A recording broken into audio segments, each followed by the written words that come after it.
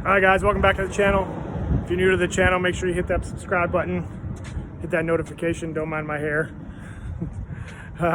Today we're working on Hulk. We are going to install a new BlueGhozt controller. I say we, I'm just support for Cap in the back. He's going to walk you through all the wiring on how to set up the BlueGhozt controller, like inside the controller itself when you get it directly from BlueGhozt. So without further ado, let's get over to Cap. Okay, go ahead. What we've done is Hulk already has underglow installed. So all I'm essentially doing is replacing the existing controller that came with the underglow lights with a BlueGhozt controller. And instead of, the big thing I'm doing is instead of having another water, a connection that's exposed to the water, what I am doing is hooking in the connection that goes to the underglow directly into the BlueGhozt, so that way you don't have a second connection, because this is what actually comes with the BlueGhozt, goes inside. They're the same size wire, so you really don't need to do this, because I would end up having to cut this off because I don't have that other side. It goes from round to square, so I just have to run just straight wires in there. So all I'm doing is just putting the connectors into the BlueGhozt controller. If you can see, trying to get that ground in there because it wants to be stubborn. Show one more time. Hang on 1 second. They're just little screw terminals. So you have power, data, ground, power, data, ground for your two sides. And then all that's on this side here is going to be just power and ground, just like what was going to the old controller from his switch box. Alright guys, sorry for the background noise. I got a lawnmower dude who's doing my neighbor's lawn, so just bear with us. Perfect timing to make a video. It always happens, right? Problem is they don't give you enough room to get in this damn thing.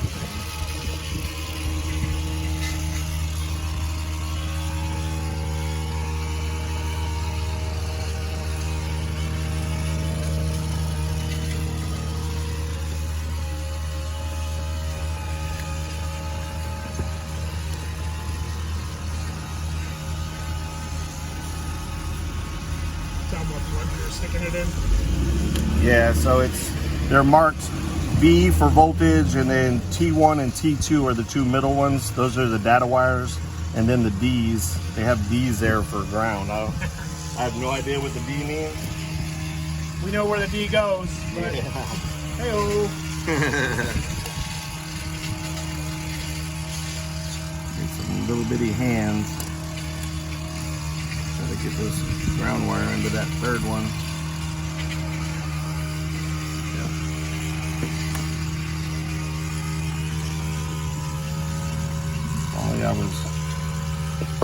Only I was left-handed.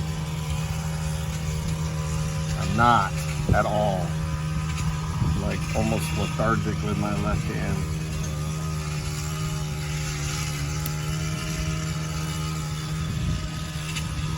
What we did is we modified a flathead screwdriver to fit down in the screw holes there. You can use a standard watch screwdriver. It's got to be really small to get into there, as you can see.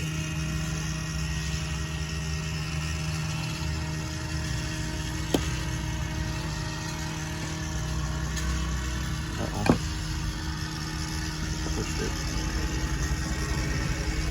it through. I don't know why.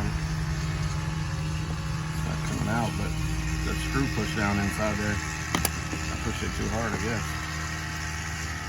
I need an actual jeweler screwdriver.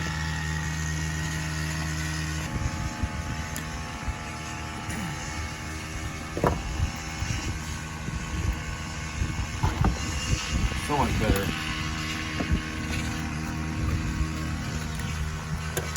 Again, these are this is the BlueGhozt controller. Go to their website, get your BlueGhosts. I would say prices vary. depending on what setup you want. They've got two different setups. They've got the light, which is this one, and then they have the plus, and I don't know the difference there. Cap can explain it. So the light is just a simple basic setup that will give you lights to power 300 LEDs with the sequence module that's inside.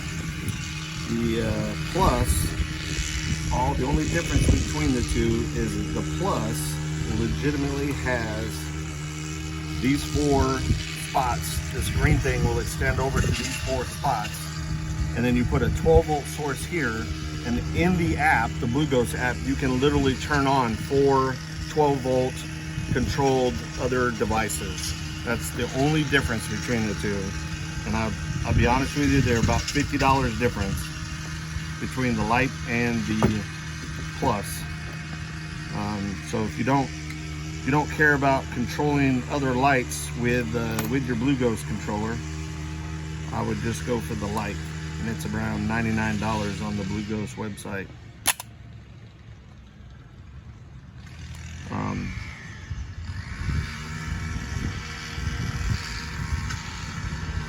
You want to make sure you get all the strands in there, because you don't, especially once you seal this, because we're going to seal the inside and the openings so that no moisture can get in with some RTV. Once you get that done, you definitely don't want it arcing inside here. So you want to make sure that all 3 wires don't have anything exposed. That's what I was trying to do, is make sure that all the exposed wire was inside the terminal. And now we just got to do the other side, which is right next to it, which makes it very, very difficult to get in there.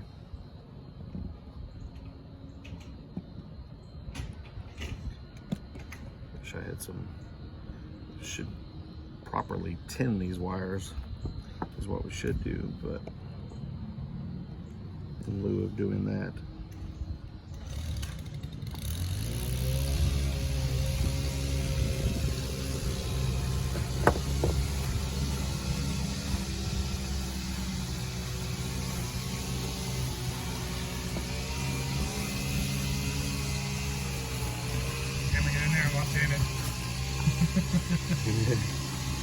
well, it's not about being left-handed, it's about just getting the wires to cooperate.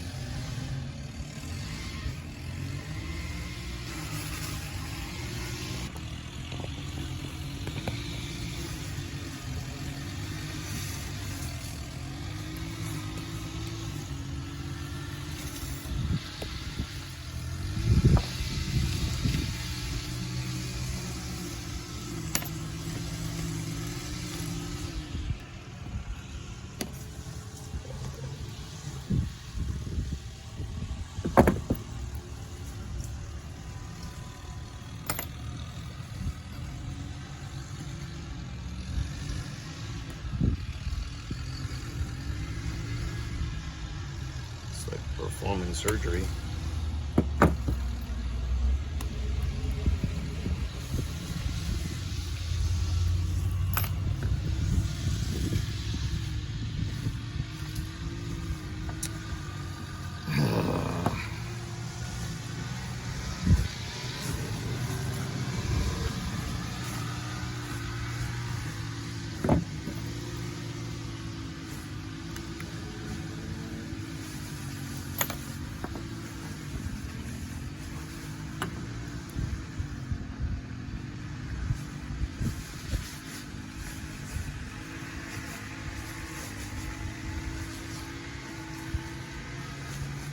You got the little tie straps. Yep.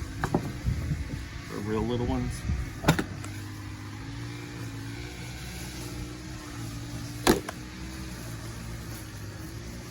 Is it still recording?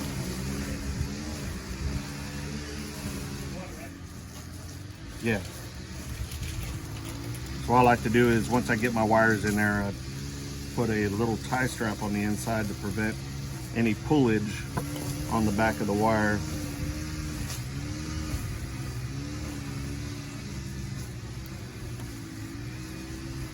Just gives it a little extra extra support on the inside.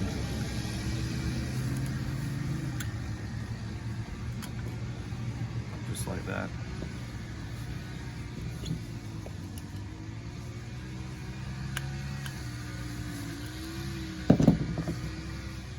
So that way if any tuggage is pulled on it, it's pulling on the tie strap and not on the actual connectors.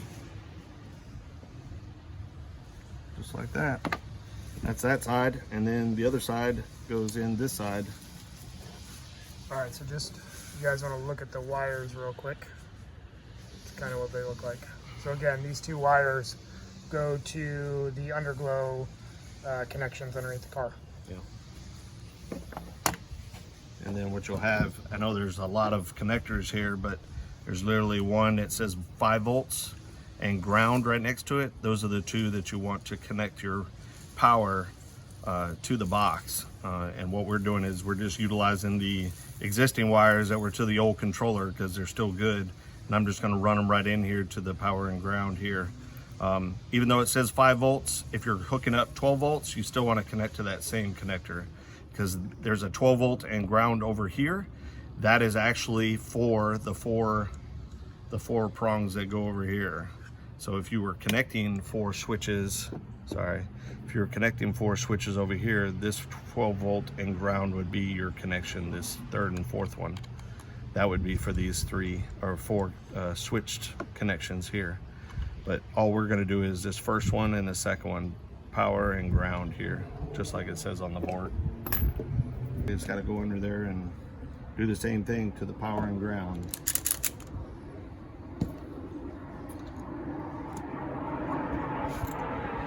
All right, so now we're gonna get underneath the car. Little sound of freedom. Those looks like it's T6s, T38s maybe. Not something you normally see around here. Nope. Except winding field. All right, guys, I gotta work the camera thing, so be patient.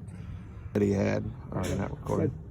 Here's the old controller for the underglow in the car, and what underglow is this? Korjo. Korjo. A really good brand. You get it on Amazon. It's like 69 bucks, 70 bucks essentially, for 6 strips, 3 down each side, which is really good. They really work well. We're just going to enhance them by putting in this BlueGhozt because it's going to allow it to do a lot more stuff. And it'll also match your headlights because your headlights are already on the BlueGhozt controller. So all I'm going to do, since this already has power and ground from his switch box, what did I do with the cutters? Did you leave the bags up there? Yeah, I got something on here, I guess. Nope. Stand by. Peel back a little wire, and there's your power and your ground.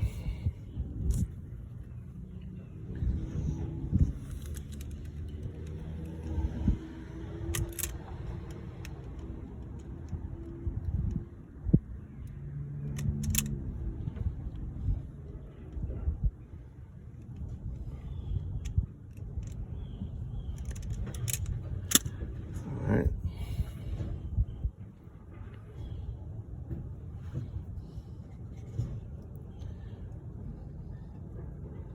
Let's twist those up a little bit. Ideally, you would want to tin the ends. That would give you a nice little connection on the inside, but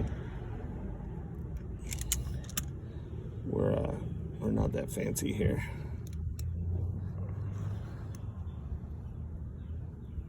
If you don't know what tinning is, it's just putting a bead of solder on the end of the wire so that it gives a nice soldered connection at the end. It holds all the wires together for you instead of me just sitting here twisting them. I think that's a little too much exposed. So I have to trim off a little bit. I pulled a little too far back because once I put it in the BlueGhozt controller, it's gonna go upside down for this.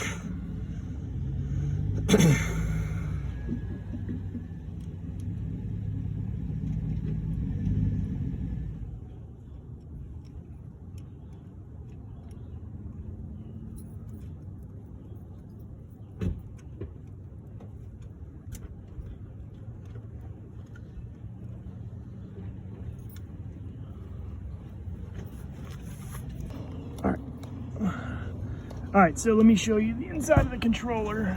You guys can see. So he has hooked the power and ground to those two terminals that he was talking about earlier. So the ones on the right there. So that's all he's gonna hook to that side. As of right now, the controller is hooked. So we just gotta plug it up. The other, just so you know, the other spots on here, it does have the capability, like if Hulk wanted to have his turn signals, when he put on his turn signal, if he wanted the whole side to flash a specific color like yellow to match his turn signals, this has the capability of doing that. Or if he hits his brake lights, it can make all the underglow turn red just to get people's attention more. It has that capability. That's what those other four spots are on here. We are obviously not doing that. This thing lights up enough of the neighborhood as it is. So, all right, bud. We just need to try it out. Oh yeah. Yeah. In action. All right, so what he's doing now is he's putting a zip tie on the other side of the controller to hold the power and ground from being able to be ripped out of the controller. You guys can see that. Yeah, you can.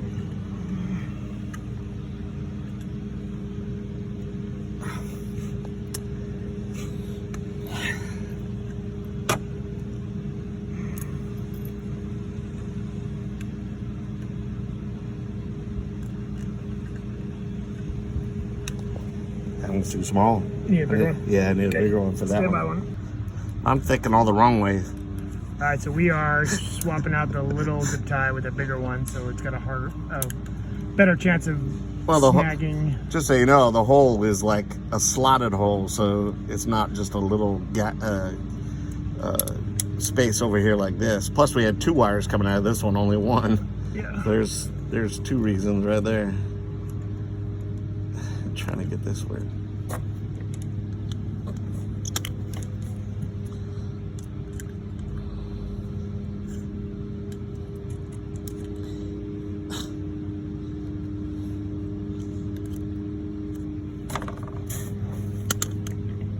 We need Bubba. Just trying to use something to get the other end. Oh. It won't come up. Sometimes you gotta spit on it. Yeah. That's what I need to do. I'm gonna spit on it apparently.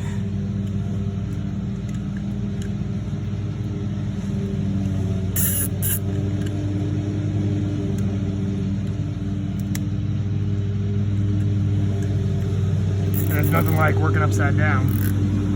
Yeah. It's always lovely. All right. So that will prevent that from coming out. So there we go. Cutters. Yep. Alternative lifestyle cutters.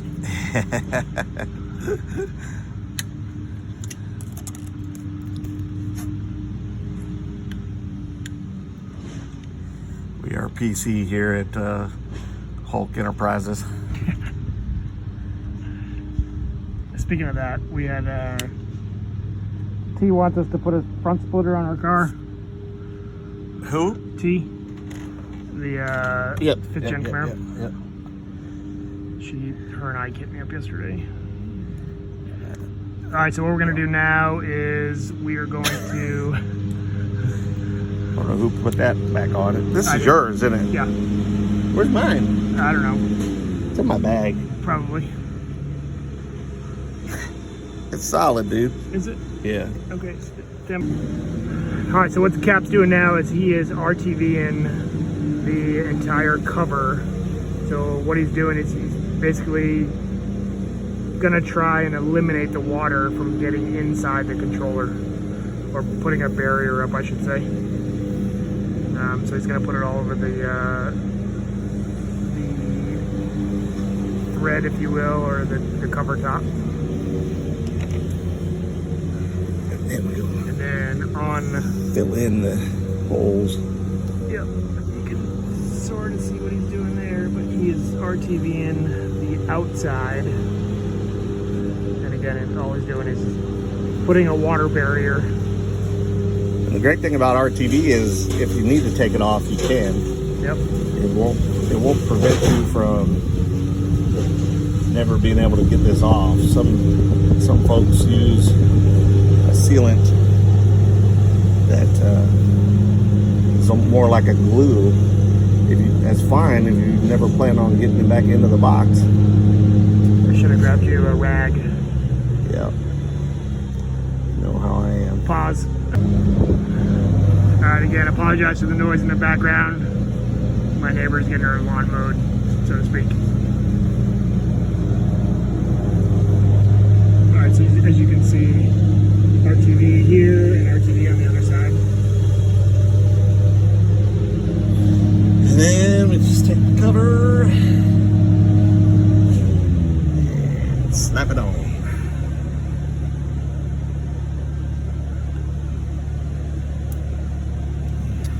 And then what it'll do is it'll put some RTV, put some RTV in the holes, so to speak.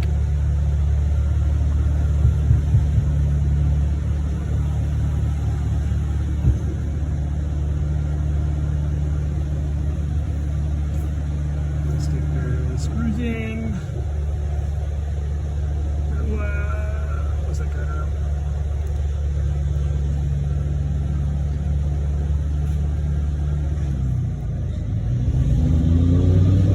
Did we get it? Just holding my arm up there. No.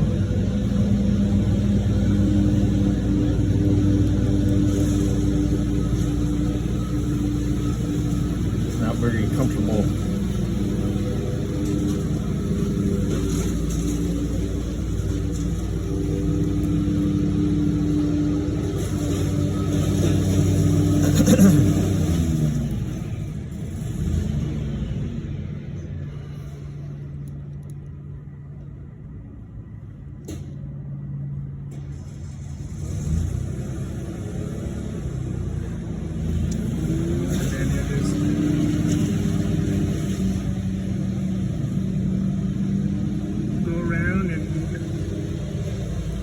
Wipe off any extra. Making sure there's a good seal.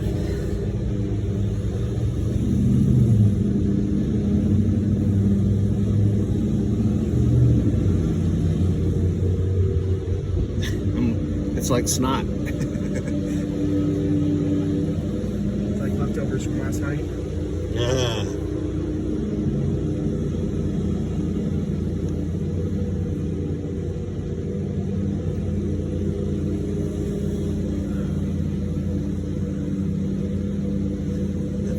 Sure this one's sealed where we got it at.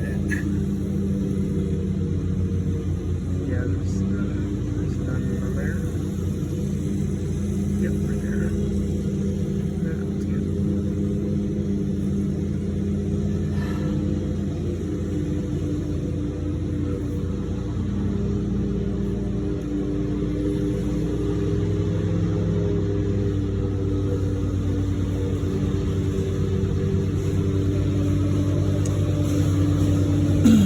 That's it, guys. So that's the BlueGhozt install. So now what we're gonna do is I will go grab some 3M tape, and I will let me back out here real quick.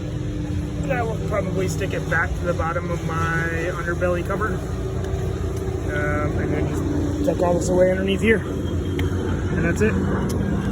I'll show you what I got, what it looks like when we're done.